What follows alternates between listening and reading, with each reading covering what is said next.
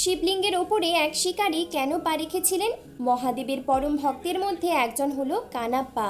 কানাপ্পা সবসময় ভগবান মহাদেবের ভক্তিতে লীন ছিলেন। তাই কানাপ্পার ভক্তি দেখে মহাদেব তাকে পরীক্ষা নেওয়ার কথা ভাবলেন।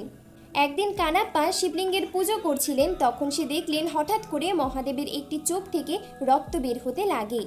এটা দেখে তিনি খুব ভয় পেয়ে যান আর সঙ্গে সঙ্গে তীর দিয়ে ওনার একটি চোখ বের করে শিবলিঙ্গের ওপরে লাগিয়ে দেন, যার ফলে সেই চোখটি ঠিক হয়ে যায়, কিন্তু অপর চোখটি থেকে রক্ত বের হওয়া শুরু হয়।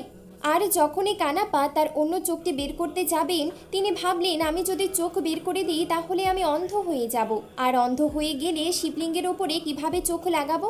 এজন্যই কানাপ্পা তার পায়ের আঙুল শিবলিঙ্গের চোখে রাখার পর সে তীর দিয়ে তার অন্য একটি চোখ বের করে শিবলিঙ্গে লাগালেন।